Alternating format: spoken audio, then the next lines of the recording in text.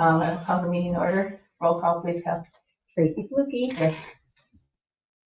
Let me make my way down the list. Sorry. Dale Schmitz. I'm here. Kim Shannock. Here. And Sue Krieger. Thank you. Pledge allegiance, everybody. I pledge allegiance to the flag of the United States of America, and to the republic for which it stands, one nation, under God, indivisible, with liberty and justice for all. Thank you. Action on the agenda. Motion to approve the agenda. I'll motion to approve the agenda. Motion by Dale. Second. Second by Kim. All those in favor say aye. Aye. Aye. Opposed? Motion carried. Thank you. Excuse me, Kevin. Actions on the minutes from the July 14th, 2024 Bike and Ped Committee meeting. Any corrections or changes to that? As a motion to approve. I wasn't here, so I want to make that motion. Motion by Sue to approve the minutes. Second anyway. I'll second it. Second by Dale. All those in favor say aye. Aye. Aye. Opposed? Motion carried. Thank you. Items for 6 items for discussion and possible action. 6A, consider, discuss, act on bicycle and pedestrian comprehensive plan update. We had talked about this at our last meeting with Devin a bit. He gave out basically the top issues and opportunities and then the goals that were in our original bike and ped plan and asked us to review it. Our homework was to go through it, see if there's anything in there that we wanted to change or add to or things are missing. So hopefully we'll have a chance to do that. And then we're going to look at it here again. I did put together, I'll pass these around, but I did go through it and I took my homework very seriously. So there's a few changes in there. So my recommendation, because again, there's quite a few, and you guys are just seeing them for the first time. Maybe you guys can take those, look at those, and if anybody has any other things today that you would like to share, then Kelly can get those out to everybody. And if anybody has anything else they want to share, Kelly can document all of that. And then everyone can look at it again, and we can finalize it at our September meeting. So if anyone has anything now, so these are from the current plan, or these are your own? These are from the current plans, the yellow stuff, and then the crossouts. There's my tricks. The yellow is my additions, and then there are some crossouts in there. So as you can see, I took my homework kind of seriously, guys. Are we under a deadline in this plan? Devin, I guess that would be the question for you. Yeah, I think the main thing is more that basically my work is done by like the end of the calendar year. Yeah, so it doesn't necessarily have to be approved by December. You know, if it's early or first quarter of next year, that's fine, and that's kind of how it's. I'm sure you'll be working with some other community in 26. Yeah, I do have stuff lined up. So it's more, trying to have the bulk of the work done. You know, if there's again minor tweaks or whatever, that's not a big deal. Because it's when you really dig into it, it's a bit overwhelming. Because you want to be not a perfectionist, but I look at it and I go back and look at it, and I spend hours like you. Yeah. But then I go, oh my I know. gosh. I mean, Well, yeah, who's looking at it? How are we looking at our own sake? Because are the people in the community actually going through reading the whole thing? That's what I was thinking. It's a lot. well, it's a lot, and I mean, I looked at even Madison. They have a consultant. When I looked them up, I think they're doing theirs this year. They have a draft.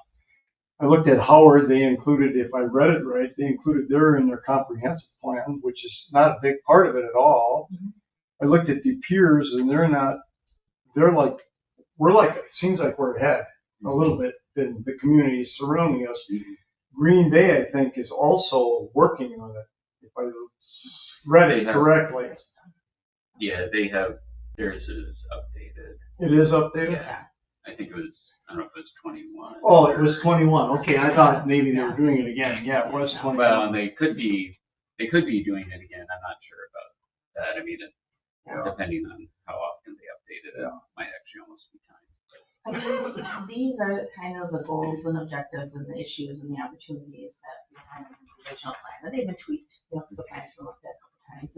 And Sue, your question to the public weigh in on this, not as much. This is a document for us and for staff. And the public did weigh in, because I looked at some of their comments when I was looking at this and like, okay, this is what the public was also thinking, and this is issues they had. So I included that in my comments, what they, and granted, you know, we didn't have everybody in the community have input, but we got a lot of good information. So I did think of that when I was putting my comments together.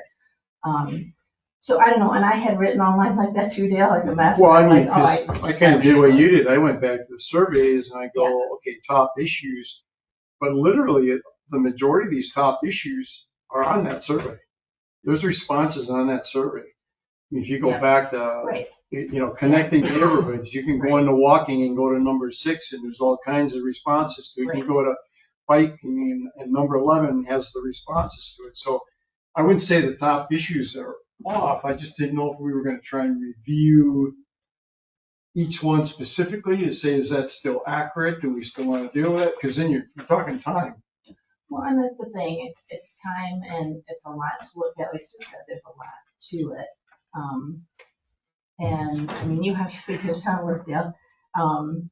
So I don't know how to proceed so everyone can have a good chance to look at it and look at what some other people's comments were. And again, if anyone has anything they want to share right now about, okay, top issue, I think this should be included, or I think that should be included, then we could get that all together. And Dale, if you can put yours in more of a format that I know that everyone Spreadsheet. could see.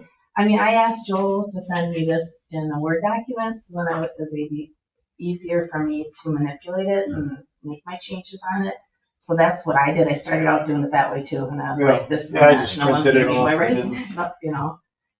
So I don't know. What do you guys think on this? How do you want to handle this? I mean, it's a lot to consume, and like I said, I don't. Let's hear what Devin has to say on the Yeah. PowerPoint presentation. Yeah, well, and so the PowerPoint that I gave is just all the same stuff, just in this Just slide there, form. yeah. But I think what you had sent, I had also sent in, or just like in a Word document. Or I don't know if I sent it in Word or PDF, but You can send both in addition, both should be.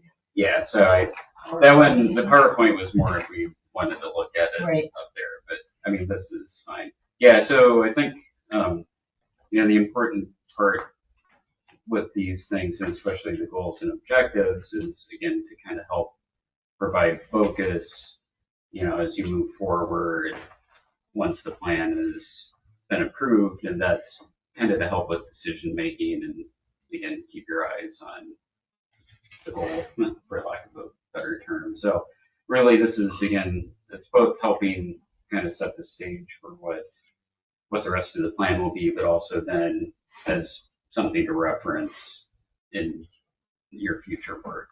So we've got both the PowerPoint on here as well as the Word document. Is there, do you want to go over any of them? Do you want Sarah to put the PowerPoint on the screen at all? Are you?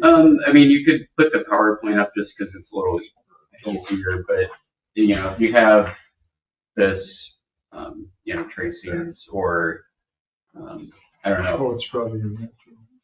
Yeah, actually it is. I thought I saw in the Yeah, because Page PowerPoint was sent, 17. and then it was a PDF.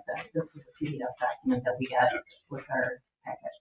so page 17 is where just like the text in the document form is. Yeah, and what I guess what I was looking for, hoping for, is to note any changes that you all saw or thought needed to be added or modified for these things. And again, depending on how much discussion there is around that. And again, asking you all that because you all are the experts of our community and, you know, kind of have a better feel for these things. You know, it's like I have a general sense of them, Right. but really, again, you all are Live here and you have the expertise Travel, and the yeah. knowledge. And so, yeah, really to kind of confirm, you know, if the things that are here are, yes, these are true, you know, just confirm that. Or if there's something that, you know, should get more emphasis or, you know, have a more of a focus on this go around, that's kind of what I'm looking for with that. And I think, I mean, when I was thinking about too, think of how our community has changed since this was originally done. It's changed a lot. And just what our community looks right now. So some of these goals, like there's nowhere in here that we really talk about multifamily or apartments at all. And that's a huge thing that's changed in our community. And just to keep that in mind as, as when we're looking at this. And, just again, some of the more traffic on our roads, maybe faster traffic on our roads. There's just a lot of changes that have occurred in our community that since this was originally done. And that's some of the things I was thinking about when I was looking at it as well. So that's one question I have. So did we decide not to include scooters as part of this? See, and I added scooters in here because that's, So did I. there weren't, and probably because there weren't scooters. When this was done, we weren't dealing with scooters. So I did add scooters in here and different things that I thought were appropriate. And just to keep them in our mind when we're dealing with this. And it may change, by the time this 3 years from now, there may not be scooters again, who knows? So I did add scooters in here. But Sue, anything that you saw in there that you wanted to share, or anything that you guys saw that you thought should be changed or tweaked or anything I that? think the biggest things that I take from this survey was just being able to cross the major roads. That seems to be the biggest problem as well. And as far as sidewalks, yeah, everybody likes sidewalks in certain spots, but the people who live there don't want sidewalks. So I don't know if sidewalks is feasible or helpful anyways. Well, one of the things, so one of the top issues was past attitudes regarding sidewalks in residential neighborhoods. I crossed that out and I said, let's develop and implement a sidewalk policy. So let's not acknowledge that there was maybe attitudes about sidewalks. Let's just say, hey, we need a policy. No different than the policy we're looking at today in regard to crosswalks. But are you talking policies on new construction or new neighborhoods or current neighborhoods? And if you can get them to change. Right, yeah. So, and I might be just off on my own in this. I am most in favor of simple plans that can be executed. So as I read this, the past one, it was very bold, and I think it was with the very best of intentions. Let's shoot for something and think of all the things you need to do to get there. And then as we look back at it, we're like, well, we did maybe 3 of those. Because I just think aim small, miss small. And that is my preference. That might not be how you really do this. That might not be what other people think. But I would prefer to distill this down to a few things we'd like to achieve and then achieve them. And then have a parking lot. Have these other things, not say they're not important or we're not going to do them or we're not going to consider them, but have a way new things get brought forward as we achieve other things. Did I even make sense in what I just said? Yeah.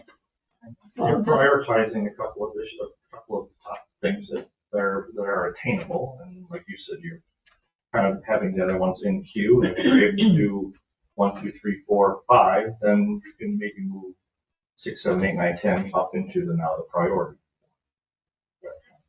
That is, because I'd rather if someone asks us what we accomplished, I'd rather be able to say, you know what, we aimed for these things, a couple of them because they were super achievable and we could just get them checked off and done. Other things because they set us up for accomplishing maybe something that's longer range, rather than 50 things where we haven't even touched some of them, which is part of what I saw in this. I think it was all well intended, so I don't think I'm choosing the right words to sound judgment-free, but that I need to be judgment-free. I just think when you go for too much, you don't get it done. Well, I think the plan, and you can correct me on this, would include that. This part is the all-encompassing. This is the general big umbrella. But then in the plan, you're getting into those detailed sections. So in here, you will have recommended engineering things. You will have recommended education. So then you will have those detailed small things that are listed in there. So again, I may be doing this wrong, but I look at these as the big picture. And that's how the plan was done in the past. As being good or bad, that's how it was done. So Devin, is that kind of what you were thinking of this or no? Yeah, I think the goals and objectives should be kind of those broad things and what you're kind of aiming for and how you want the plan and then how you want it enacted to look. But then more of like the specific details would be kind of the recommendations. Yeah, well, that's Now, it. and you could, well, Go ahead. I was going to say, I mean, there's, in some ways you could probably whittle this down a little bit or maybe condense some things just to shorten it up. But I think, ultimately that's up to the committee and how you want to. Here's my why. I'm almost the newest newbie, but now you are. And I think about our spreadsheet that we look at with all the projects, and we rank them high, medium, and low, and the cost impact and the time, and blah, blah, blah. We have that. Then we have the quarters of the year and what our areas of focus are. So we have all these moving parts that move and don't always come together. And I just don't see us like pulling it together and not getting distracted. For example, when they did this plan, all that's going along the riverfront wasn't even a thing. It wasn't even a thing. So by keeping your attainable list shorter, you just leave bandwidth for something that comes up like that, right? I don't know if I'm making sense. No, I think we are. If I could just add a few 2 cents to this kind of conversation. It's more from a planning standpoint, strategic or comprehensive planning. Look what you want out of this exercise. So I would look at this as an exercise more than a document, right? So the document at the end of the day is the exercise memorialized. Right. So what you're looking at, and I think you can certainly look big, you can look small, but I would challenge this group to think big picture. What do you want the community to look like in 20 years? That doesn't mean that in your plan, the executable part is 20 years. Just take the next 5 years. What do we think is realistically attainable in the next 5 years? So I think it kind of ties a little bit both to your point, Kim, is think big, but execute small, right? Because we only have, in 5 years, everything changes again anyway, right? So a lot of things change in a short amount of time. So what do we want the community to look like? Think big. And then over the next 5 years, what can we execute that aligns to that vision, right? That's what I And meant helps to say. get to that point.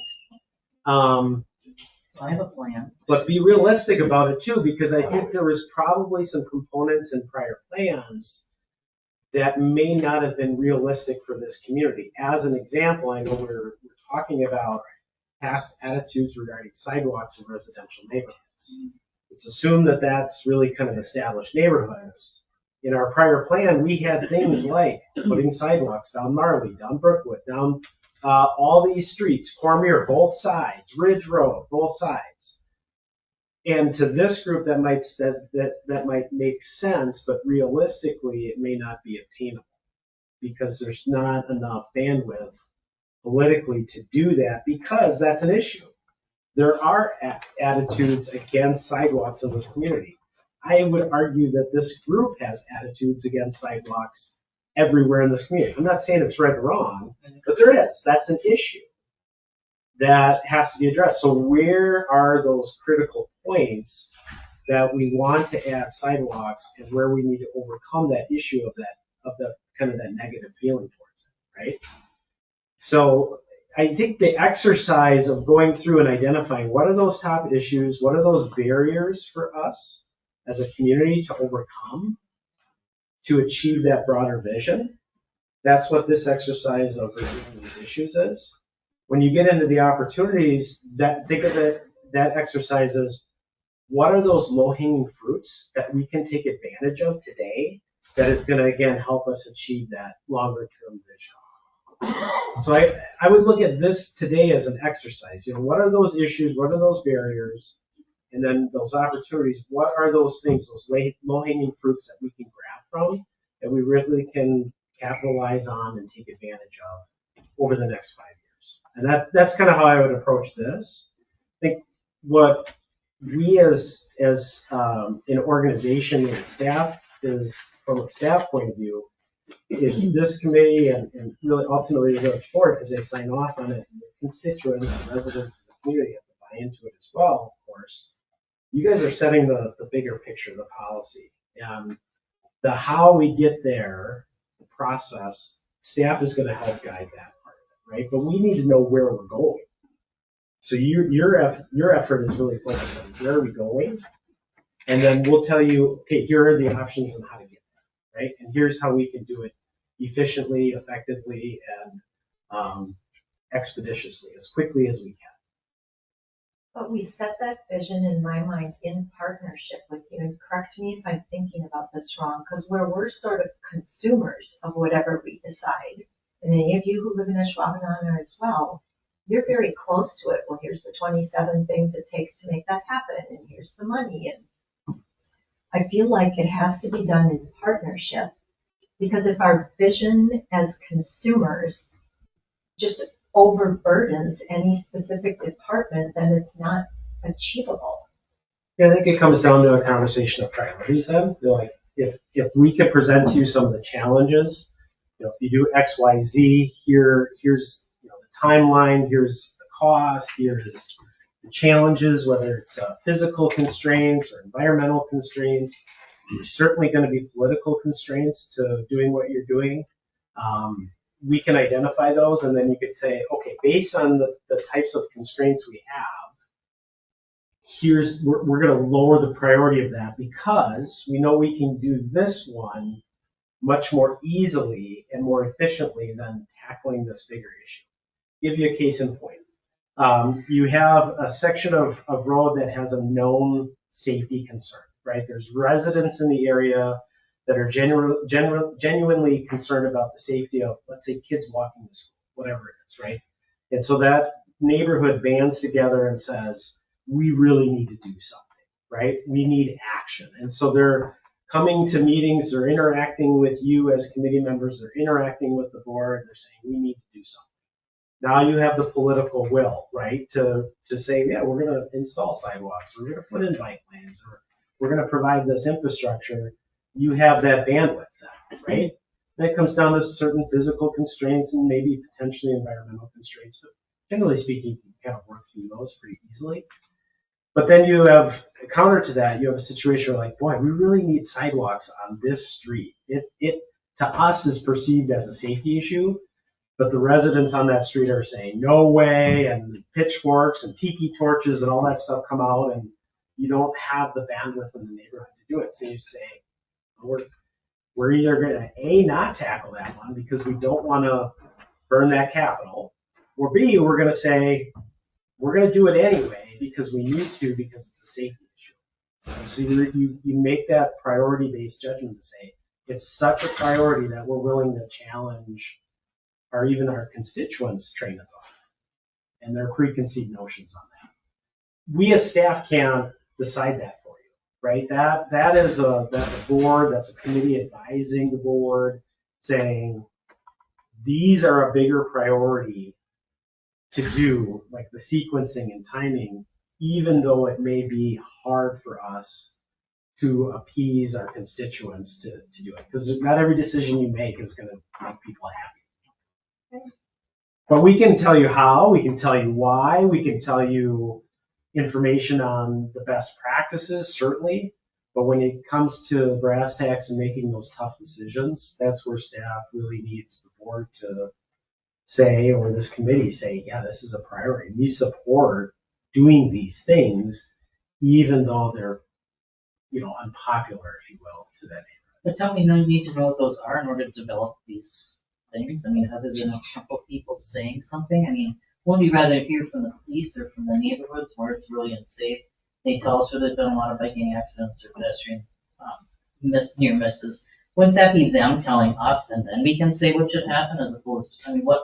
Yeah, it's probably a little bit of both, right? So like at this juncture, you're really focused on those bigger picture things, right? So Devin did the survey came back. If you look at some of the issues, I think everybody's kind of formulated some of their own thoughts and responses. Like as an example, issue 1, connecting neighborhoods that are separated by highways is difficult and dangerous. sidewalks. I thought that was probably, Yeah. when I made my notes, that was the one that popped the most out of the survey responses. People crossing Ashland, people crossing Packerland. Those meet, 172. That's a top issue. So we Unfortunately, need a those are, skyway around Ashwaubenon. yeah, pretty, We need from well, I the think all the stadium- solutions from are the stadium gonna be to pretty expensive, around right? Ashwaubenon. Other issues like past attitudes regarding sidewalks in residential neighborhoods. That may be an issue if your vision is to create this substantially comprehensive, well-connected sidewalk community. Right? So, but if you're only looking at connecting sidewalks in specific locations, is it relevant? Is that an issue that you want to address now? Or do you really just want to focus on those corridors that you think need it the most? Can I ask, just since you're on that and bringing it up, wasn't that part of the whole new neighborhood? Don't we kind of have a little bit of a sidewalk policy now, though? In that neighborhood we're developing, they're getting all sidewalks, right? Yeah, they changed the ordinance. so They do. require Okay, thank you. new That's what I was residential thinking. developments. So it's not so much about new development because we enacted that as part of the So ordinance. we do have a sidewalk. We A do new for new residential. development, but it comes down to existing neighborhoods where you're retrofitting sidewalks. That's where it gets wildly unpopular. That's where you're going to start to you have these well-established neighborhoods that were built in 60s, 70s, 80s, 90s. They've been around for 20 to 40 years. They have large street trees that are in the terrace areas. It comes down to a question of, people look at that area as their front yard. Now you're cutting into their front yard. You're taking their street tree. Now you're adding riffraff walking past their front door. Every Steal type everything. of FIMBY or NIMFY, not in my front yard, excuse, right? You'll have all of that. So is that an issue? I don't know. If this plan isn't looking to retrofit sidewalks in a substantial portion of the community, then maybe it's not an issue because that's not something you're willing to tackle as part of this plan. If you're just looking at very specific corridors, so as an example, I think Tracy added in like arterials and collectors in particular. If that's what you're really looking at, maybe then that's the issue is overcoming perceptions as it relates to sidewalks and their usage in specific neighborhoods or specific corridors. So I think when you put a pretty substantial sidewalk proposal in your plan, you're going to have neighbors that are going to be upset about it. But if you can describe something, I think Kim, maybe you mentioned the why behind it. Like, why are you doing it this way? You can explain the why behind it. They're a little bit more apt to be accepting of And that. alert them in every single way. Social media, that publication you put out, just every single way, till the ground a little bit for people. So here's where I'm a little confused. So we have goals and objectives. To me, that would be the start, not the end. We were talking about topics here, top issues, right? To me, because your goal is going to be more generalized, right? It's going to be high level. And then these are going to fit under there. There's going to be all kinds of things, just like you were talking about the spreadsheet, but that was our guide. That was our guide to keep it in front of us to understand that, hey, they're going to be working on this street. We need to make sure we're in front of them, that we have our opportunity to speak, right? Or at least for you guys to listen. And then it goes, whether it's financial or whatever, there's a decision made.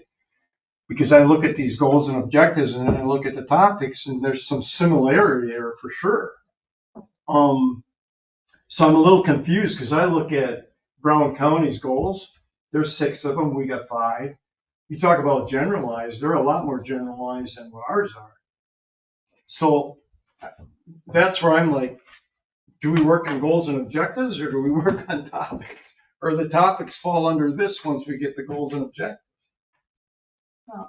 Yeah, because they talk about SMART goals, but I think, at least my take is not to get too overwhelmed by the issues and opportunities. that's what I'm trying not to I mean, do. So go ahead and Yeah, speak. so again, these are, at least I'm guessing how they were in this plan was to say like, these are the things we're hearing and this is kind of what's important. Yeah. And then the goals are what you want to see From that. broadly, what you hope to see in the future or your envisioned future. The objectives are kind of how you help realize those goals, but even then, they might not be, they're not necessarily intended to be like the do X, Y, and Z, and then you'll have this, but they're kind of how you get there, or at least a kind of a roadmap for how you're going to get there, and ways that you can, potentially address the goals through, again, the objectives. Because I went through all your questions for bike and walking. And all those little red marks, I'm not going to show everybody. Sure. Red marks on the top and red marks are identical, whether you're walking or biking. Right. So There's a the lot of issues, this that's overlaps. there's so much similarity in at least the public's view of issues for the village that it really doesn't make a whole lot of difference if it's a bike or you're walking. I was amazed. I mean, I know we kind of went through it, but then I had to kind of break it down for myself to see, wow, the comments were very, very similar. Whether They you're walking down the street or you're on a bike. Maybe the same with a scooter. Well, maybe scooter. They're younger, they probably don't really care. But, okay, so. Okay, so where do we want to go, guys? We have goals and objectives we wanted to review for this meeting, and then we had issues and opportunities that we looked at as well. Yeah, and I think, for what I'm kind of looking at is just making sure there isn't something that's missed or missing from, or something that's in these that's maybe no longer relevant. Because I have my sense too of what, I think most of these are still applicable. And, especially like the top one, maybe it's worded a little differently, but ultimately it's kind of the same thing. It's safely getting, especially across major streets. Well, I mean, number 7, the top issue, it talks about we need design standards. We have design standards. We have good design standards for, like the entertainment area or, different sections of the village that say what kind of development we want. So it's just a matter of implementing them, I think, and using those and keeping those in mind when we're developing or redeveloping some of those areas. So I think that has changed since this was on. So. Yeah, and I think, again, what's more important, well, if you totally miss these, obviously, then you could go in the wrong direction. But again, I feel like these are generally pretty accurate, even with conditions today. But really, I think what's important is getting the goals and objectives and making sure that those are kind of what you want to see, and or if they're maybe not, something's not as relevant now, or maybe people don't want to see certain things, making sure that that's that we. So then I would say maybe if everyone can look at the goals and objectives again and see what you think. If we go, and Kim, to your thing about it's too big, it's too much. Think of you're on library board for Brown County, correct? They probably have a plan. I would imagine for the library board. I would think there's this fairly similar to this with all encompassing goals and objectives, and then more detail in the plan that says, okay, we need a new library in Ashwaubenon. That would not be in goals and objectives per se. It would maybe be, we're going to look at our whole system and we're going to make sure we're upgrading as needed or whatever. So, just to look at it a little further and see if there's any, I would suggest first we look at our existing goals and just not even think about the objectives and see if they're worded in a way that makes sense to us and still seems relevant now, and not worry about objectives till we get consensus on the goals. But that's one thought. What do other people think? And if you host these or facilitate these, what's your opinion on that? Sure. Well, I guess, does anyone else have any thoughts on that? Well, I think the input from you, Debbie, would be we talked about timing. That's critical here, that we don't put you in a bad situation. So if each one of these steps, because we only meet once a month. Yeah. But like to your point, you said we could actually send this stuff to you too, to maybe update, or is that not a good idea? Well, no, that that could also be done. And then really would just be, because, one thing we could do is if you had specific comments, Let me back up, because it probably isn't gonna work, because if we're not in agreement. well, right, What's it yeah, group? that would be the Why one. why don't we, if I could be so bold, to just even offer going through, Devin's put together the PowerPoint. We don't need to go through the objectives, but let's just pull up each of the goals. There you go. 5 goals. We can kind of talk through those. If there's a general consensus that those goals are still relevant today, well, then Devin knows, okay, that's relatively going to be the same. And then at that point, the objectives look pretty specific. And then if you could just review those things and kind of take a look at them and see if they have any relevance today. If you think that we can accomplish those things, and this is still debatable, of course. Let's use Kim's thought process. That if these are things that can be accomplished in the next 5 years, so short, right? Short and simple projects, then keep them. If these are things that are going to take more than 5 years, maybe what you can do is you can highlight things that we can accomplish in the first 5 years, things that are going to be more than 5 years out, right? We can just kind of highlight the two. Long term. And call them long term, and then you can kind of see how that looks, if that sounds fair. So just real quickly on the screen, we have goal number 1, which is to develop a pedestrian bicycle transportation system that effectively connects destinations throughout the village. Eliminate or mitigate hazards and barriers to biking. So I wrote down scooters again. Yeah. So Dale, I had marked that on my notes too, and I know Tracy had that on hers, and I wonder if that's a conversation that either happens today as part of this effort or it's part of the planning effort. Are scooters considered pedestrians? Are they considered bicyclists? Or are they their own thing? And it's a question that I think we need to maybe explore a little bit, because under the law, what are they? Are they a pedestrian or are they a bicyclist? What rules of the road must they follow? I guess that's depends on your ordinance, right? Because if you read Howard's, they have a lot different ordinance than us. They better be on the road, not on the sidewalk. But they're still a vehicle, though, Joel. I mean, they're not a bicycle, they're not a pedestrian, but they're using those same facilities. We could use the term multimodal transportation. Or something, That there covers you go, maybe everything, something like that. walking, biking, scooters, wheelchairs, whatever. Then you're not specifically, because things change. Maybe scooters are gone in a year or whatever. Or there's no more electric bikes or no bikes or whatever the case may be. So that way you're catching everything and you're not being specific, biking and walking. I would do both, because I think the reader should understand what it means, and I don't. Right. People don't understand multimodal. No, right. So maybe say multimodal and then put in parentheses behind it, biking, walking, scooters, et cetera. I don't know, Because you're right, people may not understand what that term means. But obviously that goal is pretty high level, right? Yep. Mhm. Yep.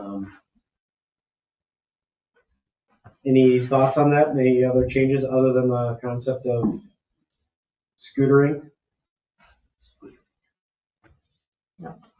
They're part of the hazards. Skateboarding myself. I was gonna say, there's skateboarding, Yeah, there's rollerblading, I mean, skateboards, like, yeah, you're gonna get into yes. it, there's people on motorized wheels, I mean, what do you get? Yes. I think But biking and walking, just everybody understands that you're either on wheels or walking. Okay, go So to. let me I just want to hang up. So I added this, and I don't know if it fits here if we have another one. I added the village and surrounding communities at the end of it.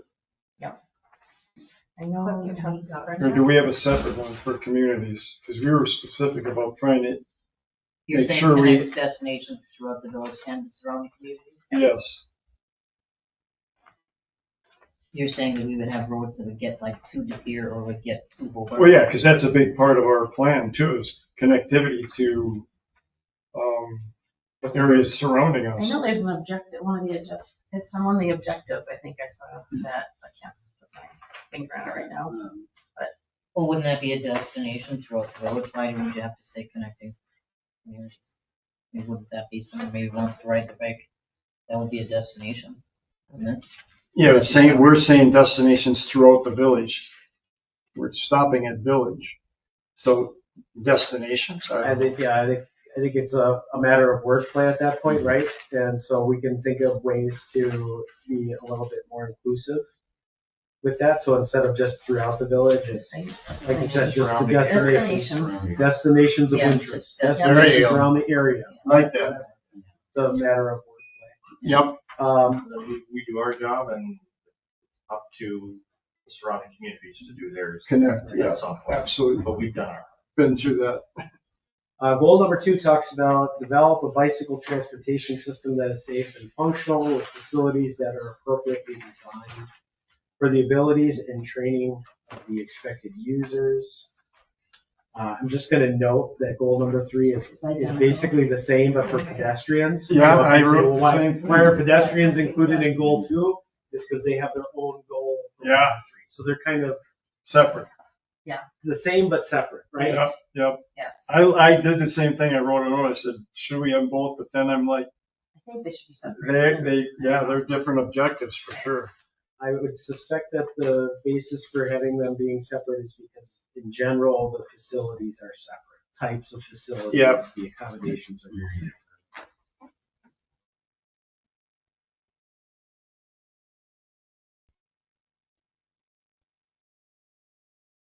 Are there any other thoughts on goal 2 and its wording?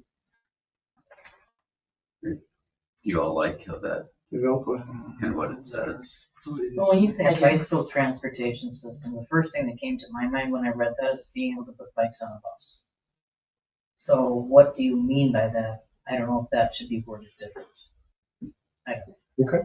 You know, when I just first read, that's what I thought. I mean, if you're just talking about develop a bicycle system, a bicycle, and what else would Like you a call it? network?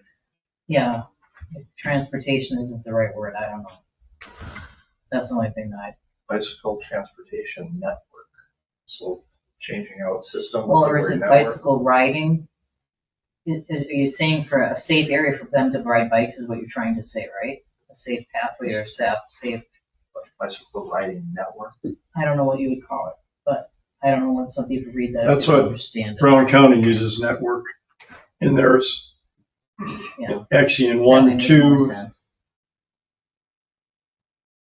yeah, they used it twice. Yeah, I for think their that first makes two more sense, goals. a network system than a transportation system. To me, So we're good changing out the word system with the word network. bicycle So, transportation, a bicycle network system, everyone like transportation. Transportation network. transportation network. Yeah, see, they just went walking network, bicycle network. But Yep. That's fine. They'll get the point. All right, we're moving to goal 3. Keeping you guys moving. I'm not gonna. Same thing. We're I moving think to it's transportation. Seems like you're looking for a ride.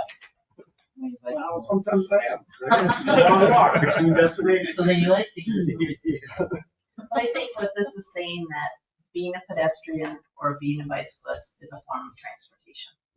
It is. It's a form of transportation.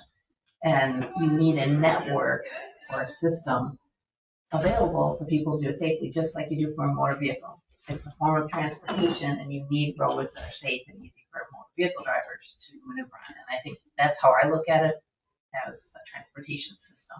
So bicyclists and pedestrians can move freely and easily through the community. Devin, in your reading of other plans, is there any tweak on the wording that comes to your mind that clarifies it? Did anyone word it differently that springs to your mind? And well, I guess just because my sort of default thought was network, that would be kind of where I'd go. But I guess network again is kind of thinking of like the physical thing where system, again, could include different. So let me read you Brown County's. Okay. This is number 2. Now, this isn't their updated one. Expand the bicycle and pedestrian networks by including appropriately designed and located facilities that meet national, state, and local facility design standards. There you go. But they use network. That's I like from, network. is that from? But they didn't, right, they didn't use bicycle transportation. That's what you're. This Yeah, is- that's what it does to me. It seems like you're Yeah, trying to get on. it's like- in the off chance that someone stumbled upon this and read it. Excuse me. You want them to Devin, know what they meant. Yeah. this was 2021. Yeah. So. I think Natalie was even on this one. Is that Green Bay's? Oh, no, that was Green Bay's that That- she was on. You're right. That was Green Bay she was on, that I looked at. All right, Yeah, I'm gonna move Okay, to goal four. 4. Just, Keep it going. This is fully integrate the needs of bicyclists and pedestrians into the village's land use planning, development site plan review, capital improvements, and facilities maintenance process. You're doing a great job with that. It's happening. Yeah. So this is my own 2 cents. I think you could probably, some of these things in my mind could almost fall under objectives, and you could almost simplify this. Mm-hmm. I To don't, some degree, yeah, this goal itself could be an objective more than a goal. Mhm. It's just, True. right? And I would probably argue that if we were to go back to goal number 1,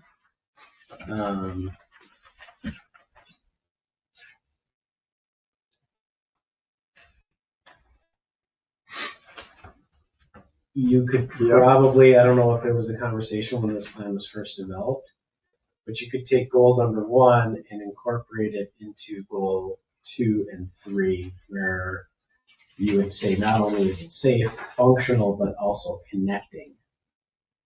And you would have accomplished goal number 1 under goal number 2 and 3, if you will, if that makes sense, right? So it's safe, functional, and connecting. Yeah, that's true.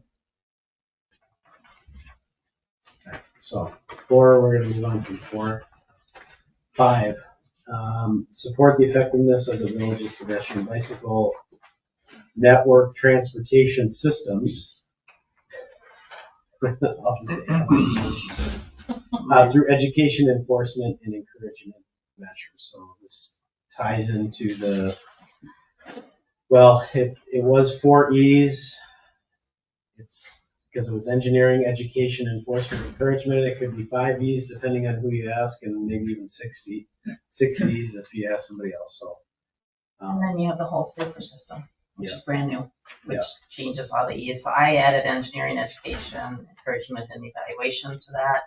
And then I put in parentheses, what about the safer system, which is a new system to look at the engineering and education. So basically getting rid of the 5 E's, or not getting rid of it, but enhancing it. And it puts more,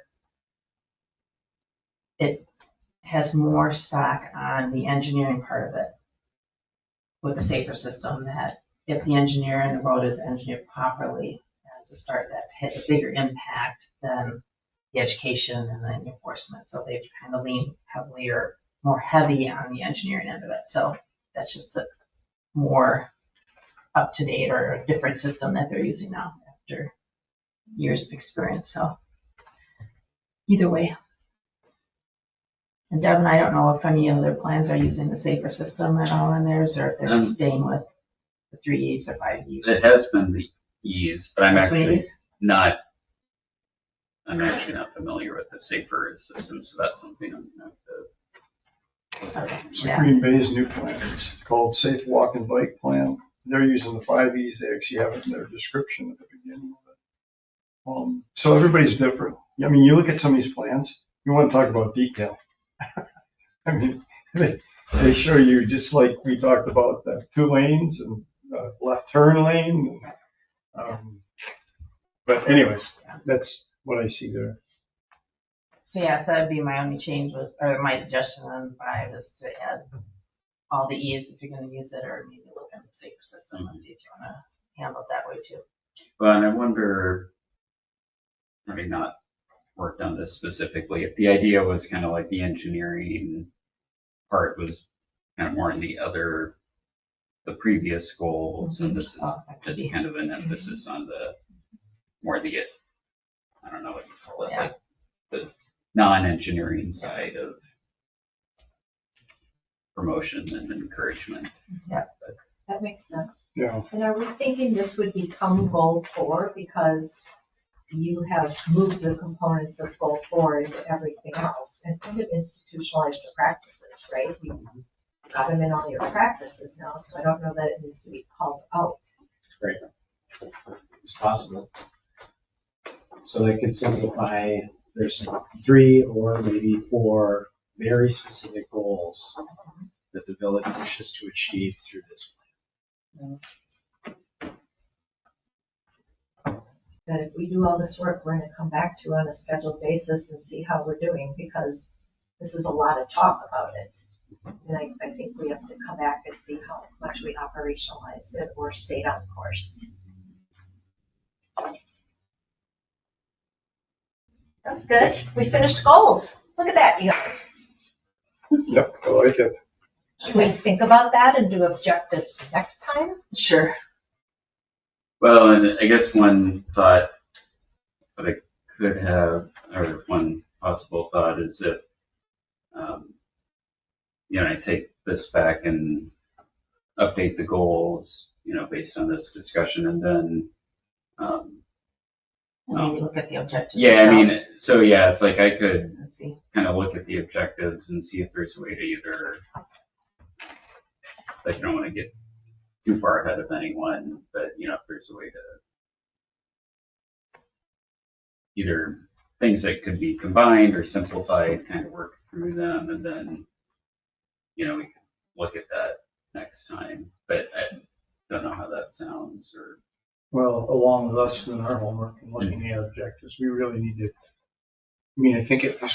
I feel like we're at least moving right now. Makes me feel a lot better when I was doing this at home. I'm like, oh, I used to do this for sales, and I'm like, it was the time of the year I didn't like. Okay, so we'll leave this as Devin is going to look at the goals with the comments that we have right now. He's gonna kind of look at the objectives underneath and see what you think, and maybe just kind of get some ideas on your head. If everybody else can look at that as well and see what you think, and be prepared, either get it ready for the meeting, I guess, so you can share in some format, so we can maybe move forward that way with it. I have a feeling, just, I have to jump in. Yep. That with our objectives, it's going to elicit a lot of conversation at the next meeting. I don't want to step on you, Tracy, but I'm going to say we probably want to have that as like the only topic.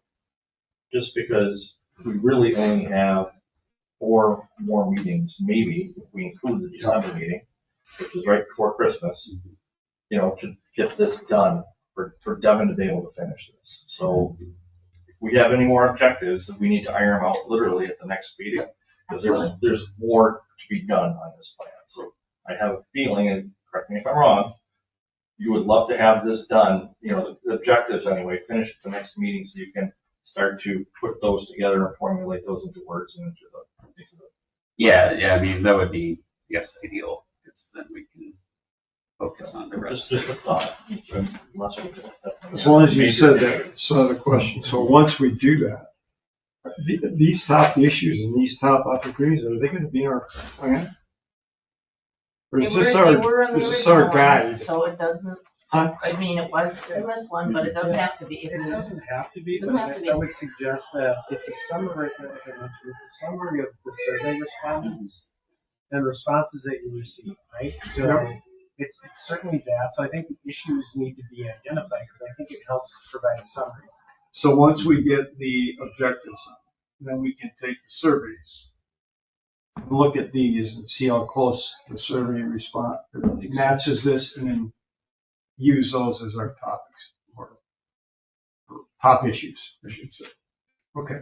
So the other question I have is, because we have a couple of people missing here, and I want to make sure that they understand what our homework is. So who's going to send that to them to make sure that they know we are going to be working on objectives, and that's the only thing we're going to be working on, so we can get it completed. Once we get the kind of draft goals from Devin, then I can work with Kelly and even myself. Okay. Kelly can send it out to the group, just indicating that this is what we discussed at the last meeting. We kind of agreed at that point, anyway, it's not final, but agreed at that point that we were going to condense some of these goals into a shorter list, but now we need to kind of take and assign some objectives that would be relative to each of the goals that we've kind of discussed. That'd be good, because the way you did it last time worked out well. You kind of gave us the information, right? We didn't have to go dig for it. And not that you couldn't find it, but it was easier with you having it. So, okay. Appreciate that. Okay, so everyone kind of understands what our goal is for next month, right? And we'll look at it and come back with suggestions or comments, and so Devin can keep moving forward so he can meet the timelines that he's charging. Yeah, I guess, do you want me to even try and work through some of the objectives, or I just save think them absolutely, I would absolutely do it. You know, we're not getting a lot of feedback. You know, people are kind of like, oh, I'm not sure, I don't know. So I think if you can, in your professional opinion, you can say, hey, these are some of the things that are important, and we can go, oh, I don't think that's important. No, yeah, that's really good. So I think we need some more help on that. I would encourage you to do that. In my opinion, does anybody have an issue with that? Would Devin kind of come? No, I and think give that's us that? positive. And then please, if you can get it out, maybe you have time to ask. Oh, yeah, no, Yeah, that'll. and then everyone, please look at it and think about it, and then come to our next meeting and be ready to. And even if you have comments beforehand, that'd be great. And we can hopefully move along and get it done, so we get our input and Devin gets to move along with the process and get the plan done. All right, anything else on that, you guys? We got our homework again for next month. And Devin, what's thank the you. date for that meeting? It is, next agenda, September what? 8th, is that right? Yes, Yep. the 8th. It's right after Labor Day.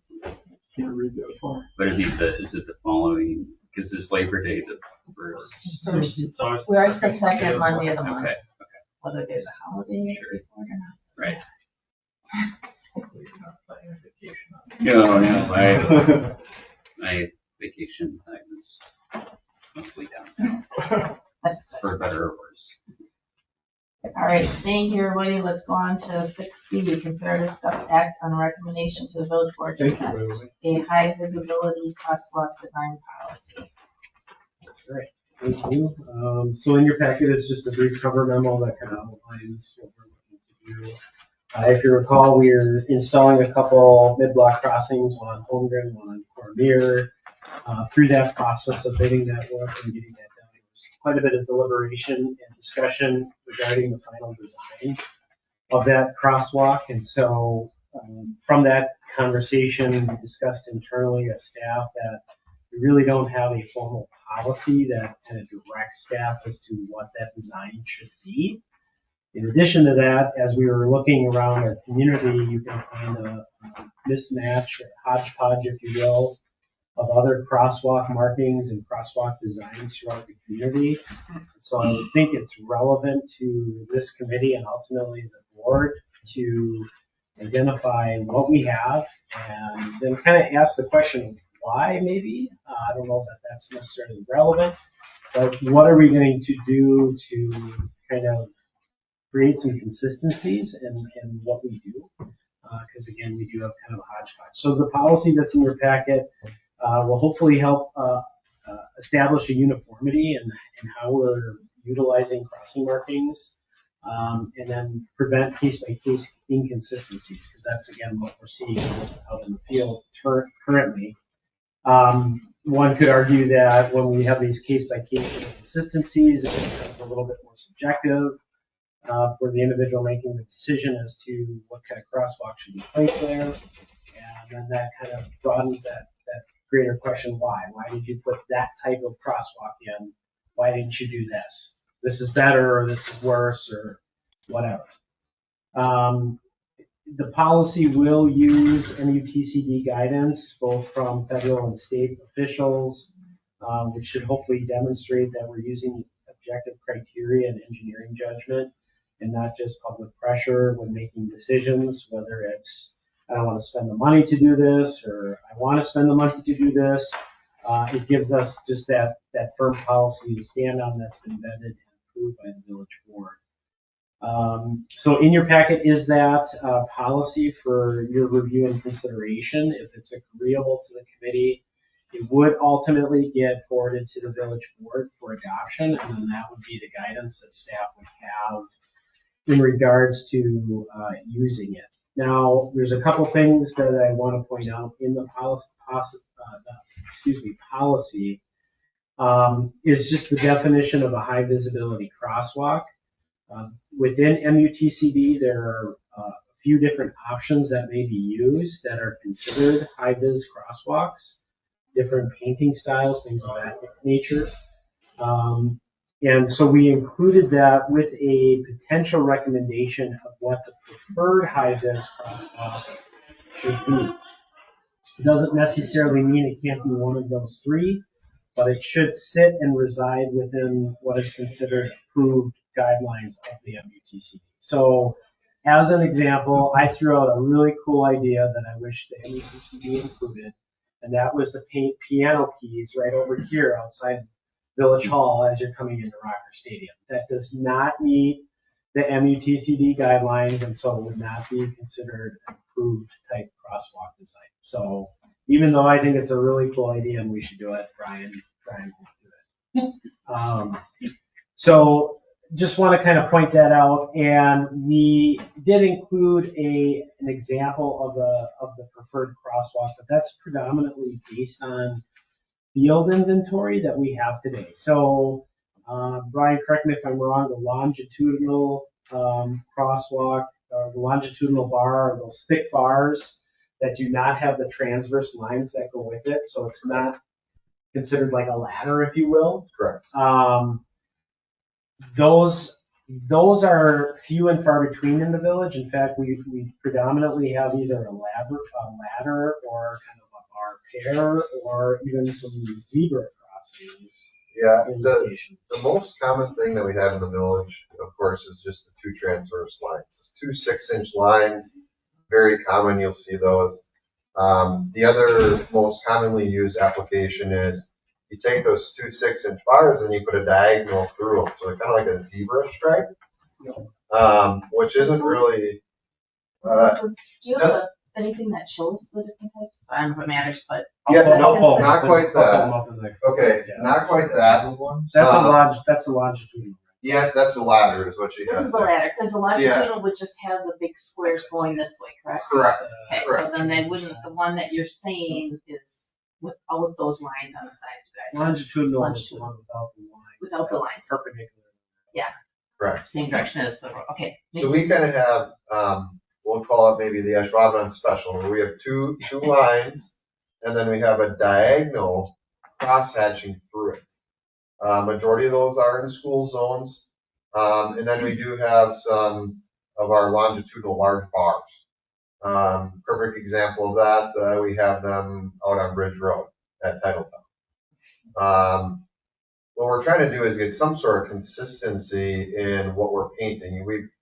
A lot of the painting that has occurred is just kind of what's always been there. I've asked our painting guys that have been doing painting for 15 years here, why do we paint it this way? Well, that's the way it was painted when the contractor installed it. So we're just reapplying what's there. Okay, but it really resulted in a smorgasbord worth of items that are essentially out there that there really isn't much consistency. And then again, there's a lot of crosswalks that are painted that shouldn't even be painted. They're mid-block, they're going at goofy angles, that are not appropriate, but at some point in time, someone either must have requested them or felt as though they were necessary. I think it was it last month, Joel, where you had that kind of even though you can have an unmarked crosswalk, meaning that there is a crosswalk there, it's just not painted. So when you're looking at getting an actual marked crosswalk, generally you have a fully ADA compliant, you got ramps, you got detectable warning fields, you have a fully developed, comprehensive crosswalk rather than, perfect example, Joel, I'm assuming is that Cormier and Shady? Mm-hmm. Yeah, so that's Cormier and Shady. So what that is that's a retrofit. What they did is they essentially took it and made everything ADA compliant. There's truncated domes in all 4 corners. We have a lot of crosswalks that literally are painted that they then lead to a full head of curb. So someone that has impaired vision, they're gonna run into that and go, what's going on? Someone that's in a wheelchair, they get there and then there's no ramp. So it's, okay, do we continue to paint these? And then if we are gonna continue to paint these, what do we want those high visibility areas to look like? Just so we can start to create some consistency. I know you guys likely have heard me talk before, when you look at those longitudinal large cars, you chew through gallons and gallons of paint. You're probably 15 gallons per crossing. Where when you're painting stripes like this, yes, there is more paint that's used than just the regular 2 lines, but obviously it does draw some visibility aspects to it. I don't know who decided the diagonal portion to it, but obviously at some point in time that was something that someone liked and felt as though it was necessary. Looking back historically, I can't find a standard that was followed to do that. Seems like it's more of kind of a Ashwaubenon special. We do have other things like that in the village that are, like that, very unique to our community. V&Ls are something that's also very unique to us here that we could talk about that for hours too. But what we're trying to do is just get a good handle on what do we want the high visibility crosswalk to look like. Right now the crews are out painting because it's that time of year. We try to get things freshened up before school. And likely whatever we decide today or whenever the decision gets made won't be able to be implemented until next year. I know, speaking with my colleagues that work in the industry, the large blocks, not only do they use a lot of paint, a lot of people are getting concerned with the slipperiness of them when they're wet. You have big, large blocks. Bicyclists, motorcyclists are expressing, not only are the arrows painted on the road, but these huge painted areas. If you have any bit of moisture on them, they are slippery because they have fast speeds applied to them. Any sort of painted surface, you may even notice this in a parking lot at a grocery store, that painted surface is slippery. So all things that we should include in our conversation. That's true of even fresh blacktop, if you've ever driven a motorcycle. Yeah. If there's oil on the road, Yeah. that film, you better be careful going around the corner. So I can visualize that with the paint. And the likelihood is that, if we decide to do something different than what's previously painted there, you can technically sandblast off the paint. We probably most likely will not do that because what it does is it actually etches the pavement surface. And it honestly stays there for longer than what you would expect. So we may overlay what's there or allow what's there to fade a little bit more and then freshen up with whatever our desired high visibility crosswalk is. One thing I want to point out as part of this, so this inventory that we have is not fully complete yet. This was done through an intern in our office, and they collected the data from aerial imagery. So there still needs to be field validation, and obviously this is an example of that, where this is indicated as transverse lines. Yeah. But on the aerial, it shows this kind of zebra crossing. We need to go out and verify that that's transverse, or maybe at one point it was zebra. Point being is things were done through aerial imagery that still requires field validation. So we're working through that, but you can see also just on the simple fact that each of these crossings, the line schematic is a little different for each one. If you look at the spacing between the lines, the angle in which the line is painted, the width of the lines, all of that would be standardized through this policy, and so you can create templates and tools that then can be used to apply the consistency of the paint. As Brian had mentioned, the also why behind it is, well, when are we going to update these intersections? Well, it's basically whenever that intersection requires substantial maintenance, then you could go in and you would make that upgrade. So it wouldn't necessarily be all at once or any one particular season, but as that crosswalk has faded or needs to be replaced, then at that point we can work towards making that substantial So with that, I will, for the sake of time, stop talking, and if you have any questions about where all these crosswalks are, like I said, we have some preliminary inventory data that we've now entered into our GIS system. If I go back and refresh the screen, I think I get how many crosswalks we have by type. It's a little bit harder to see on this, but let's see. There we go. So we have about 204, just under 240 crosswalks painted with transverse lines. That ladder bar or longitudinal bar has been combined. There's about 3 of those. The high-vis ladders, there's about 5, and then the 19 are just other types of crosswalks. And those others are the Ashwaubenon special. Yeah. Majority of them. And the transverse is just the 2 lines that go across, correct? Yep. Okay. So we have very few high-vis crossings. We have transverse is considered a basic crossing. Two white lines. Yeah. That's the standard. So when you look at it, there's not much. So what the policy is saying basically that you would require use of high-vis in A there. So mid-block, crossing the school zones, parks, libraries, senior centers, all of that. And any location that has crashes within the last, pedestrian crash history within the past years.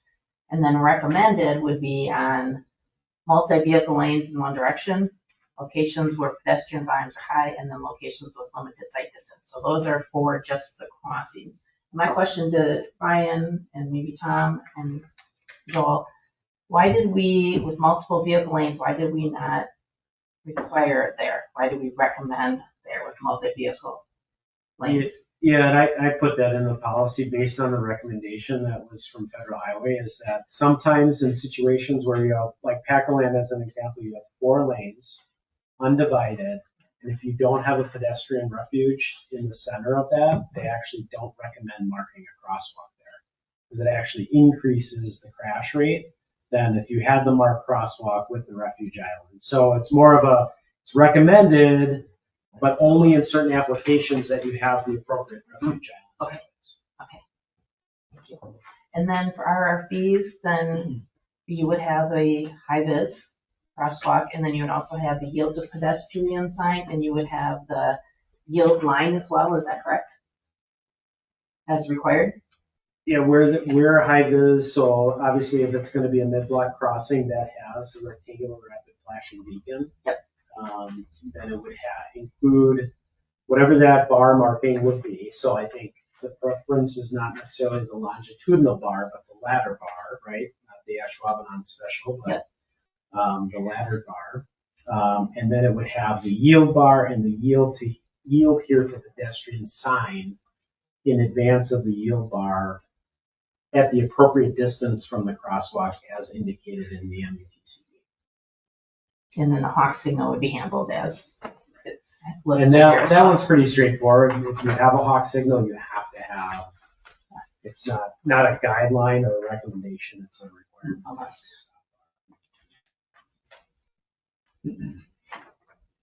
Are you looking for a motion? Yes, if it's agreeable. I thought this was. It might be long overdue. Nice job, guys. Go ahead. Motion? Whatever it says in there. I'll second it. Looking for. Wait, what was the motion? I missed it. Oh, he's got it written in there. We're recommending this The policy? Yeah. ordinance to village. I'd just like to say, I thought this was very well written. I understood it. I couldn't think of anything that's not in there. I even liked that you did the vision clearance with the parking near it. I thought it was nicely done. Yeah, I thought it was well done as well, and took in all the standards that are out there and listed all the different guidebooks and all that's out there to make a policy as well. So you can look back and say, okay, how does this affect it? How does that affect it? Then it's not subjective. It does not get politicized. It's like, this is what it is. If we're doing this, and this is the location it is, this is what we're going to do. And that's a good thing. No, we just need to get good policy to education the public Yeah. I on know. crosswalks. But Yeah. anyways, okay, Yeah. we'll move on. Okay, so we have. One question that I Sorry, have. go ahead, Brian. Is, so in the actual policy, it does talk about the preferred type of pipe visibility, is the longitudinal bars. I just want to verify that that's what it is. 'Cause if that's what it is, all of the areas in the school zone at some point in time will be repainted with those, which is fine. And I there's- think based on our inventory, the ladder style Correct. is what staff recommends, Correct. only because we have more of that currently in inventory. It would be easier for us to maintain than converting everything over to the longitudinal bar, if that makes sense. So who put longitudinal bar in here? Who recommended that then? I Like put it in either as one a of you or- placeholder before we knew what our inventory was. Got it. Correct. So Brian, would you prefer a ladder type versus a longitudinal? Is that what you're saying, or am I missing? Yeah, so I mean, it? from a preference of, application of paint and stuff like that, I would say a ladder is preferred, only due to the fact that you're using less paint and it's close to what we have out there now. We kind of have a ladder now, but it's at a skew. Yeah. So, that would be the preference, but ultimately, I mean, whatever the desire is from the committee, I mean, we can change and adapt. It's just, of course, it'll require more paint for us when we go to continue to maintain these areas. So, I think the fact that we're gonna have high-vis crosswalks is huge, and if the ladder is what you prefer, and if there's not a big difference between people stopping for it and seeing it, between the longitudinal bar and the ladder, go with the ladder. I don't have an issue with that. Well, this Anybody gives you the else? opportunity to do it any one of these. Am I reading that No. correct? What he's saying in it the talks about policy, preferred. it says So, preferred. There's a preferred option. Yeah. It's on the first page, second from the bottom, bullet point. Oh, I see. It doesn't mandate it. It doesn't mandate it, no. If staff goes and says, and starts putting in the ladder style, and you say, well, why'd you do this? Yeah. Well, this is why our policy states that. As an example, one crosswalk that's likely not to change is the one on Ridge Road at Titletown. Yeah. That has Yeah. the longitudinal bars. I don't see them. No. Changing it, no. Go ahead and No. change it. No. You know, Yeah. that's just not Makes no sense. Well, and honestly, that one, I mean, what you could do it to kind of Put two rush, lines you on could it. put 2 lines on each side of it. Yeah, and it wouldn't be a big deal, yeah. It would make it close to a ladder, Ladder, it would be a yep. longitudinal bar with transverse lines on it, but Yeah. Yeah, it would look very close to a ladder. Right. Just the thicker, because ladder is a smaller square, Correct. correct, or smaller step, I guess you would say. You talking on a ridge? Ridge by the Titletown and Lambeau. That's my sore spot. What difference does it make when people don't stop anyway? Even with the lights flashing. So do we need a change, or does this give you the flexibility? I think as part of your motion, if you just indicate that change from longitudinal to ladder Ladder. bar, that would be more than sufficient. Kim, do you have a problem changing that and putting ladder in there versus longitudinal bar? No. And Dale, you seconded it, correct? Sure. Okay, Joe, I'm game. so there's, okay. I'm sorry, Tom, go ahead. Can I just bring something up under your number 6, your vision clearance? It says no parking shall be allowed within 25 Yeah. feet of a large crosswalk at uncontrolled intersections or mid-block crossings. Was engineering judgment is not necessary. I'm wondering if you want to change that to 15. And the reason I say this is because state statute has that right now, especially with our ordinance. I think it makes it a little bit easier for officers to enforce something like that, knowing it's like 15 feet as customary right now with any type of crosswalks, intersections, etc. So now you make it 25. Now is there a judgment? Standard. Our vision triangle is 25. Yeah. That's why it is. So, yeah. Yeah. That's why. So And that's fine. You can do it that way. right.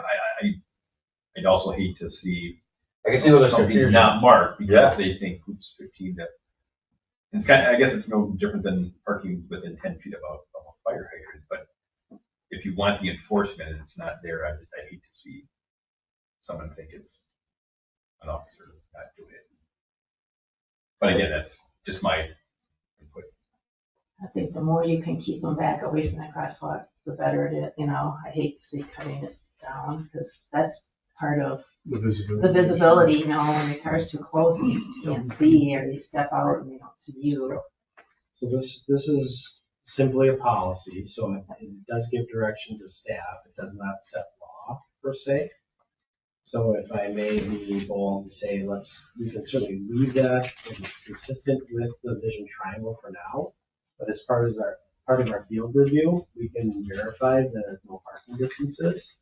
And then from that determination, figure out, maybe there's an opportunity where we make adjustments either within code or within policy in the future to reflect whatever that needs is, right? Yeah, the areas where you're only gonna run into that is kind of in the stadium district where you have the crosswalks painted and then you also have the curb painted. Yeah, it's curbs. Curb painting. Yeah, curb painting.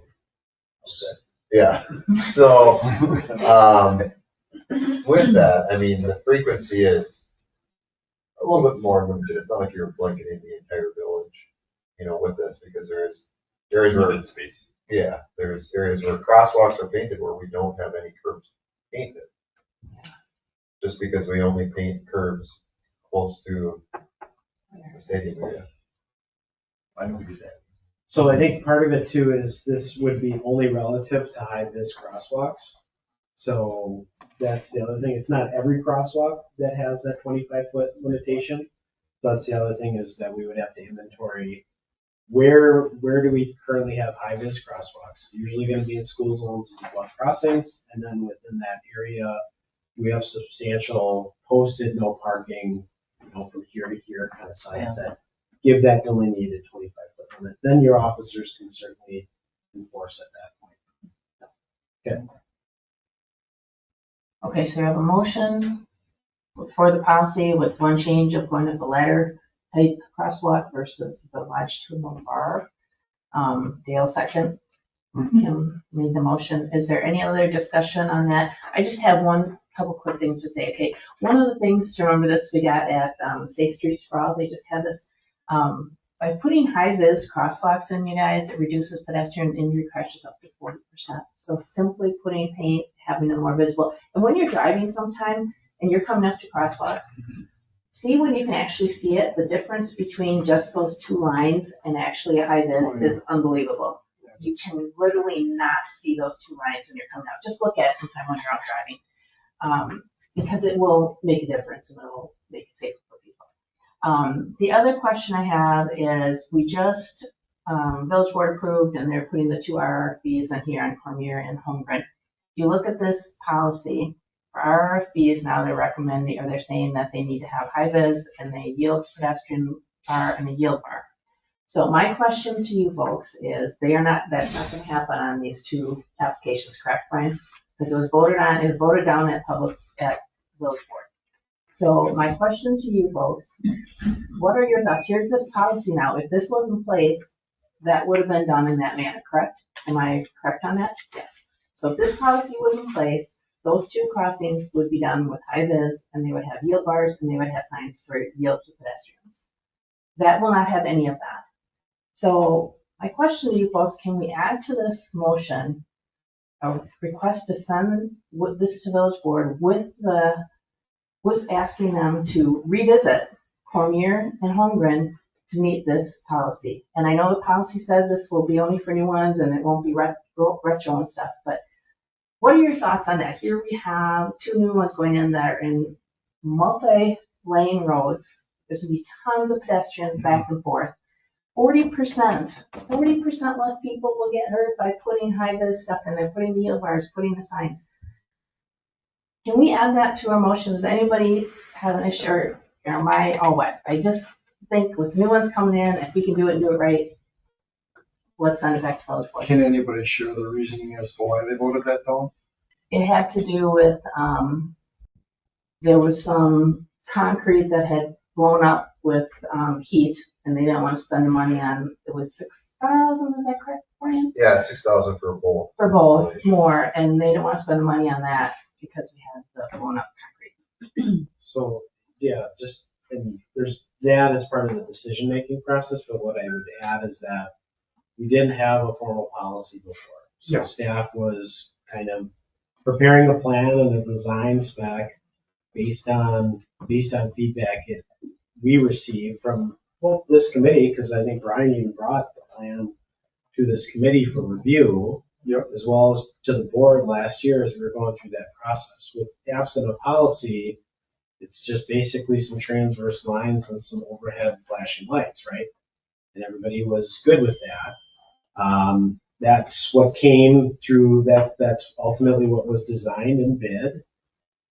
Bids came back under budget.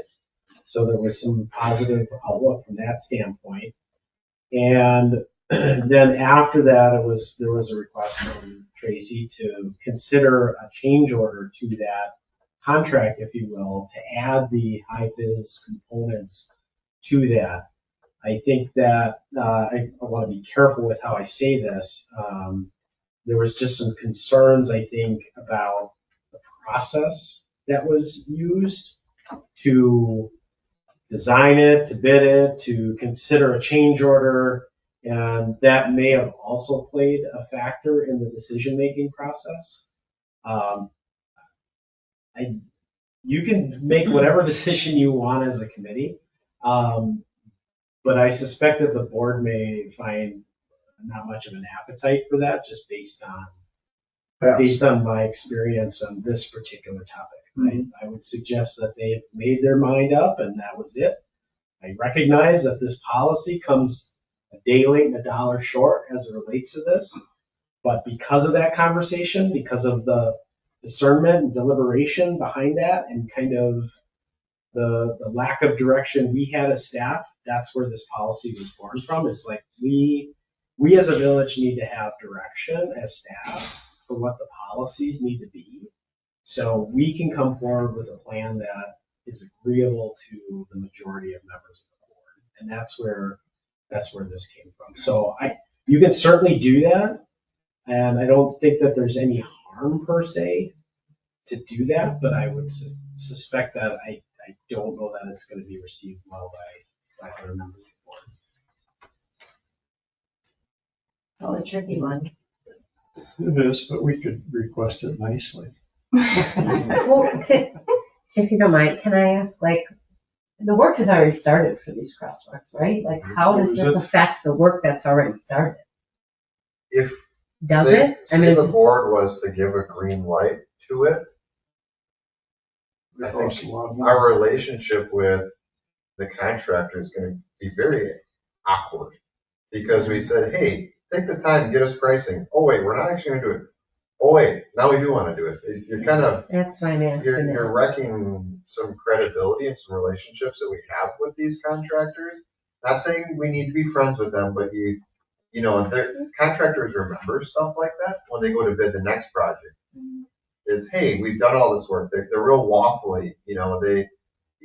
It's just things that when they go to bid their next project, which they likely will here in the village, you know, it's that, well, I probably should slap an extra $5,000 on this because the additional administrative work that I've had to do in previous projects. So, not saying it's something that we couldn't potentially do in-house.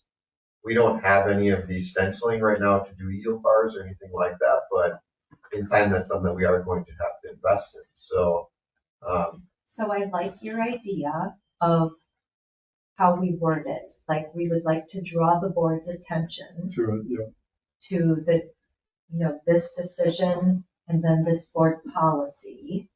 And because it really is up to them, right? We're not governance, but we could just request, you know, just ask them, draw their attention, however you think is asking them to do it, but in a respectful way that they are governance. But with a contractor, Brian, I mean, I don't care what you're doing in life, if you're building a home or you're building a building or you're building out a building for a franchise or whatever, if you make a change order, they're going to get paid for that. They're not going to do it for free. Right. I'm a little surprised that it would ruin your relationship with somebody that you work with on a daily basis. That's hard for me to understand as being in sales my entire life, that contractor would not want your business because you're going to pay for it. You might be paying more for it. I won't disagree with that because it wasn't up front. You know, I'm going to jump in from the park and rec standpoint because I got a lot of projects going on right now. I almost have to agree with Brian because there's so much work out there. Well, so They don't need care. you. What- They don't If care. someone's requiring extra stuff that wasn't expected or creates a hassle, then they're just not gonna bid on the project, because there's plenty of work out there for every contractor, and I'm finding that out with Yeah. change orders that I'm trying to get done in my projects, that they don't, Well, puts them behind, I suppose, on puts the next puts them project. behind, and it's It just like, you know does. what, it's too much of a hassle. Yeah. And some of these projects, I'll be honest, that project, we had one bidder. And if it wasn't for me reaching out to these contractors, asking them to bid on this project, it may have never had any bids. What about doing just the most minor form and drawing the board's attention to the fact that this policy would have affected that differently and not asking for anything, and they can decide whether they Yeah, I want think- to. I think that that's much goes, better. to some degree, it goes even without being said, right? Like, what would happen in these installations had this It policy? would just have been like that, We would right? have bid it out that way. We would have known and had direction Yeah. as a staff to do that. Okay, Kim has to leave, so Kim, your motion is, do you wanna just leave it as what's listed in here? For the policy basically, or do you wanna put a caveat to something in regard to village board? So, I like the policy. And was there a second? Did someone second? Yeah, Dale So did. Yeah, we we already- vote. yeah. And I'm not sure on the ROI there, like, will they, is there a benefit to just drawing their attention that if we had done this, in a different order, it would be being done differently? All we're doing is an awareness to them, or is that a waste of everyone's time and breath and I energy? mean, they know this policy's coming, they're gonna see it, correct? Yeah, So why would we have to tell them anything? I don't want to second that because I don't believe whatever we do here is going to make any difference. So leave it. Okay, so then the motion I will don't think be, it's going to make one bit of difference. It's past tense. okay, so the motion's gonna be just to approve the policy as we see it. After, And changing, now we're gonna change to The letter. the letter. Okay. No problem with that, okay. No Second by Dale, everyone get that now? Mhm. Okay, Yep. all those in favor say aye. Aye. Aye, opposed. and that's based off of everybody's input, which is really important. Yeah. I mean, when I first heard it, that's a little different than hearing the rest of it. So, Okay, so we're losing our quorum, so we're gonna leave, if that's okay, we'll leave the next agenda item to Is it urgent? next. Well, Is is it it anything that we can't solve in like 5 minutes? Because it's the No, Sandra 5 Lane, minutes. Yeah, Southbridge no, Road, let's and go. it was really a Let's go. question that Chief wasn't here at the last meeting Yeah. oh, that's right. about a school crossing. Okay, Yeah. So I think Okay. Chief can kind of walk through. hey, Chief, what you got? So with that, kind of a roundabout way, if you want to put crosswalks by that school, you need to put crossing guards there. Yeah. Because the kids going there, and whether they're going to the high school, the middle school, or even the Valley View from that area, can certainly use those crosswalks. If they use those crosswalks, you take that obligation of making sure they're crossed safely. And that's by putting crossing guards there. Our crossing guard pool isn't huge. We rely on alternates and substitutes because, like most, they're retired and looking for a few hours here and there. So to put crossing guards in an area like that could be a little bit more than what people's asking.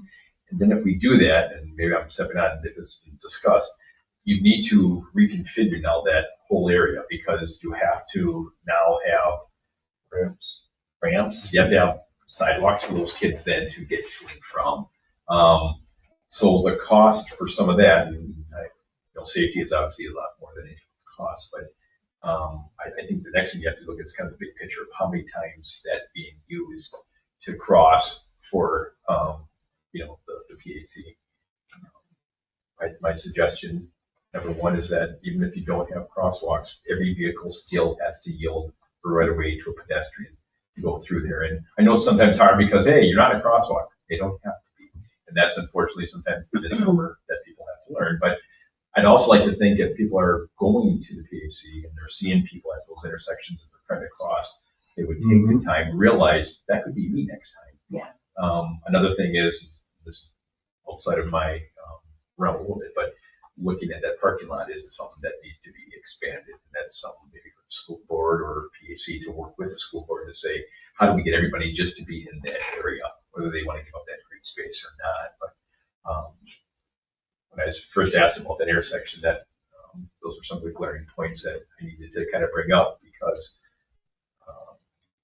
whether or not you have a crossing guard there or not is I think, a big talking.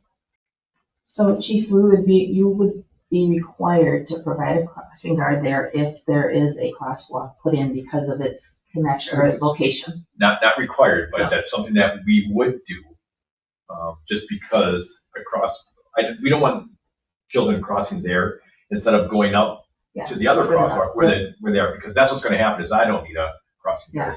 I'm a big person. And again, if we're talking safety and if you're going to do something like that, that's why we encourage all those kids to come up to where the crosswalk is, to where there is a crossing guard, to get across the street, to go down to Parkview, to get to the high school, and even move across. Like I said, you're up to Bridge Road, down to Valley View. So, Was this brought to us by a resident, or is this brought to us by? Jessica brought it. Jessica, yeah. that's what I thought. Yeah, someone had reached out to Jessica, wasn't it? Or she saw it or something. I just look at this and it's like, we got all that parking along Bridge Road. All those people are gonna get out of their cars and they're just gonna cross the street. Right. They're not gonna walk all the way down the Wherever road, they- wherever and they that's are. if they notice, they never do. Yeah. Right, so you're talking, you're gonna help the few people that live down the park down Sandra Lane project. Yeah. To me, that doesn't make sense. Yeah. Yeah, it just doesn't. And people do it all the time, crossing in the Yeah. street. I mean, I haven't seen any data either, not that I want to, or not that I'm hoping Yeah. for, but any type of crashes / complaints there. Again, not that maybe there isn't a honker here or there, but I think for the most part, people are very diligent in crossing / driving through there, knowing, hey, there's people around, so it must be going on at the peak. is there an orange cone at that intersection or No, would that help? no points. Could you put an orange cone there, say watch for pedestrians? I don't know. Well, and then you could, but would someone put it out? Would someone put it in? Yeah, someone just run into it. Yeah. Yeah, actually, the signs that we do have say pedestrian crossing sides of the crosswalks. Okay. So those would. I actually think certainly that could. the pedestrians would be more careful without the crossing walk there than with the crossing walk there for themselves. Not that the vehicle shouldn't stop, but it happens all the time. And technically, anyone that walks through kind of crosses, like the same where that fire hydrant is, they actually have to yield to traffic because they're now crossing in an area that's not even considered an intersection. So, Yeah. and it happens. We see it all the time. And a lot of times you'll get a car that will stop and allow people to cross just because you're right. You get hit by a 2,000-pound missile doesn't make it right. 100%. So should we make a motion so Kim can say goodbye? Yes, anyone want to make a motion in regard to this? I make a motion that we don't do anything. I'm not sure if we word it, but that's good. Second, okay. Yep. Motion to not do anything. Second, all those in favor say aye. Aye. Opposed? Can always come back in the future if we see Yeah. we have problems, so that's, okay. Thank you, Chief, for being here to explain and looking at that for us. Okay, Thanks for hanging in with items Kim. next agenda, if you have anything, please reach out to Kelly. If you have anything, but we will look at goals and objectives, and we're gonna plan a little more, or not a little more, a lot more at our next meeting. So Devin can get it done. We have a lot. Thanks for your support. Okay. Appreciate How about a motion to adjourn though, please? Oh, yes, Before we- motion to adjourn, Sure, please. how it goes. I'll take that. Kim, thank you. Some you don't do it.